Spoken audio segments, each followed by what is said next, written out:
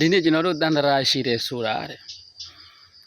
ဒါနကြောင့်တန်တရာရှိတာမဟုတ်ပါဘူးကျွန်တော်တို့တဏှာကြောင့်တန်တရာရှိတာဖြစ်ပါတယ်တဲ့ဒါကြောင့်မို့လို့ဒါနပြုတဲ့အခါဘာကိုပဲလှူမလိုချင်တဲ့စိတ်နဲ့လှူပါတဲ့နော်အဲ့တော့ကျွန်တော်တို့တွေတဏှာဥသိပြီးတော့လူဖြစ်တော့လဲလူချမ်းသာနတ်ဖြစ်တော့လဲနတ်ချမ်းသာဆိုပြီးတော့တဏှာဥသိပြီးတော့လှူခဲ့တဲ့မြကျွန်တော်တို့တွေခန္ဓာအမျိုးမျိုးမှာခေါင်းအမျိုးမျိုးတွေတက်ပြီးတေဝဲတွေလည်းအမျိုးမျိုးဝင်ခဲ့ရပြီးပြီကျွန်တော်တို့တွေတဏှာကိုတရားမတတ်ခဲ့လို့ခန္ဓာအိမ်မှာခေါင်းအမျိုးမျိုးတွေပြောင်းပြီးတော့တေခဲ့ကြရတဲ့အယိုးတွေနဲ့ခေါင်းတွေကိုဆုလိုက်မယ်ဆိုလို့ရှိရင်လေဟောဒီကျွန်တော်တို့မဟာပထဝီမြေကြီးလောက်မကပါဘူးတဲ့ကျွန်တော်တို့တွေရရှိခဲ့တဲ့ဘဝတွေမှာသားတွေတေလို့ငိုခဲ့ရတဲ့သမီးတွေတေလို့ငိုခဲ့ရတဲ့မယားတွေတေလို့ငိုခဲ့ရတဲ့ကြားခဲ့ရတဲ့မျက်ရည်တွေကိုဆုလိုက်မယ်ဆိုလို့ရှိရင်လေသမုဒ္ဒရာ၄စင်းမကများပြားလှပါတယ်တဲ့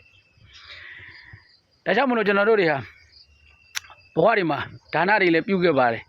များစွာပြုခဲ့တယ်သီလတွေလည်းများစွာစောင့်တည်ခဲ့မှာဒါပေမဲ့ကျွန်တော်တို့သေချာတာတစ်ခုကတော့ဘာဝနာဝိပဿနာကိုအာမထုတ်ခဲ့လို့ကျွန်တော်တို့တွေတန်တရားလဲနေတာလည်းဖြစ်နိုင်ပါတယ်အဲ့တော့ဘဝတွေဘလို့ပဲရကျွန်တော်တို့တဏှာတွေဥသိပြီးတော့လှူခဲ့တယ်ဘဝတွေရရှိခဲ့တယ်အဲ့တော့လူခဲ့လို့လည်းကျွန်တော်တို့တွေလူချမ်းသာတွေလည်းဖြစ်ခဲ့တယ်နတ်ချမ်းသာတွေလည်းဖြစ်ခဲ့တယ်ဒါပေမဲ့ကျွန်တော်တို့တွေကတင်းတိမ်ချင်းနဲ့သေကြတာမဟုတ်ဘဲနဲ့ငတ်ပြီးတော့သေကြတာမယောင်ရဲဘဲနဲ့သေကြတယ်အငတ်မသားတွေသာလျှင်ဖြစ်ခဲ့ကြတာပါဒါတွေကိုမသိနိုင်တာကိုအဖို့ဖုံးကျွန်တော်တို့လွှမ်းမိုးထားတာတော့အဝိဇ္ဇာပဲဖြစ်တာပေါ့ဗျာ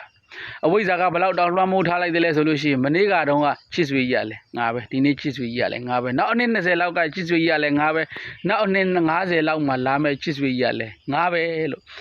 အဲ့လိုမျိုးကိုကြီးလို့ကြီးမှန်းလည်းမသိဘူးကိုရှိကအိုးနေတဲ့လူတွေကိုလည်းအိုးနေပါလားလို့မသိဘူးသူတို့တွေလည်းအရွယ်ကောင်းတော့ငါလည်းအရွယ်ကောင်းတော့လို့ပဲထင်းနေတာလေအဲ့ဒါလေးကိုဆရာကြီးနာရာသိန်းဆန်ကရေးထားတဲ့ဝိတုတပုတ်ရှိတယ်ဟိုတုန်းကမြင်းကြီးတကောင်နဲ့ခရုနဲ့ဟာလမ်းမှာတွေ့ဆုံကြတဲ့အခါကျတော့မြင်းကြီးကခရုကိုပြောတယ်အဆွေခရုသင်ဟာသွားရတာတော်တော်နှေးကွေးတာရွယ်တင်တော်တော်အသွားနှေးတာပဲလို့မြင်းကြီးကခရုကိုကဲ့ရတဲ့အခါကျတော့ခရုကဘာပြောလဲဆိုတော့အဆွေမြင်းနဲ့ကျုပ်တင်နဲ့အပြေးပြိုင်ဟောနေလို့ပြောတော့မြင်းကဟဲ့ဘရီတာပေါ့အဲ့လိုဆိုလို့ရှိရင်ကောင်းပြီတင်နဲ့ငါအပြေးပြိုင်မယ်အဲ့ဒါပန်းနိုင်နေတတ်မှတ်လဲပြီးတော့အဲ့ဒါနဲ့ပဲခရုကမြင်းကိုဂရီတစ်ခုတောင်းတယ်အဲ့တော့ဒီပန်းနိုင်ကိုမရောက်မချင်းတစ်ဖာလုံးရောက်တိုင်းကျုပ်ကမြင်းကိုလှမ်းမိမယ်အဆွေမြင်းပြေးတော့လားလို့မင်းတင်ရကျွန်တော်ကိုပြေးတော့ပါပဲလို့ဖြေရမယ်တစ်ဖာလုံးရောက်တိုင်းကျုပ်ကအသင်ကိုလှမ်းမိမယ်အဆွေမြင်းပြေးတော့လားလို့မေးလို့ရှိရင်အသင်ကလည်းကျုပ်ကိုပြေးတော့မယ်လို့ပြန်ဖြေရမယ်ဒါနဲ့ပဲသူတို့နှစ်ယောက်ကနှုတ်သဘောတူတခါတည်းဂရိတွေစားပြီးရက်တွေတတ်မှတ်လက်ပြီးအပြေးပြိုင်ကြတာပေါ့အပြေးပြိုင်တဲ့အခါမှာမြင်းရထုံနေတူသွားပဲပန်းနိုင်ကစထွက်တယ်ဆိုလို့ရှိရင်ခယူကကြမ်းခဲ့တာပေါ့ရှေ့လက်ရောက်လက်ရောက်တော့ခယူကလှမ်းမိတယ်အဆွေမြင်းတင်ပြေးတော့မဲလားဆိုမြင်းကငါပြေးတော့ပါပဲဆိုမြင်းကလည်းအံ့ဩနေခုနကတော့အတူတူပြေးတော့ခယူကနောက်မှကြမ်းခဲ့တယ်အခုဒီကခယူကရောက်နေပြီရှေ့ရောက်တော့လည်းခယူကနောက်ထပ်မေးပြန်တယ်အဆွေမြင်းတင်ပြေးတော့မဲလားဆိုတော့မြင်းကလည်းပြေးတော့ပါပဲဒါပေမဲ့မြင်းအံ့ဩလာပြီဒါပေမဲ့ပန်းနိုင်ကိုရောက်တဲ့အခါကျခယူကရောက်နေ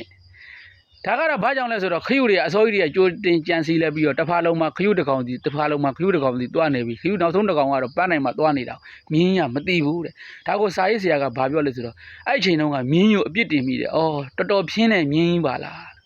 အခုတော့တော်တော်ဖြင်းနေတာမြင်းမဟုတ်ဘဲနဲ့ငါဖြစ်နေပါပကောလားဘာဖြစ်လို့လဲဆိုတော့ငငယ်တုန်းကလည်းငါပဲအခုလည်းငါပဲနောက်ဘောကနောက်တစ်ခါအိုးနေရင်လည်းငါပဲလို့ထင်းနေအောင်ပါဆိုတာကိုလေအမတန်ကောင်းတဲ့စာသားလေးပါပဲအဲ့တော့ကျွန်တော်တို့တွေကလည်းလေတဏှာတွေနဲ့ချော့ထားသမျှကျွန်တော်တို့တွေကမေ့ပြီးတော့ပြောနေကြတာလေအဝိဇ္ဇာကလည်းမသိမှုတွေလွှမ်းမိုးထားလေတော့တန်တရားတွေရှည်ခဲ့တဲ့ငိုရတဲ့ဘဝတွေလည်းထပ်ခဲ့ပါပြီဒါကြောင့်မို့လို့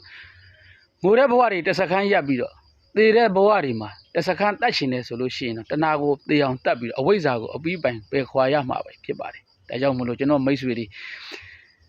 မဲ့နေမှာစိုးလို့ကျွန်တော်ကလာပြီးတော့တတိပေးခြင်းဖြစ်ပါတယ်တိလို့တက်လို့ပြောတာမဟုတ်ပါအားလုံးကိုကျေးဇူးတင်ပါတယ်နော်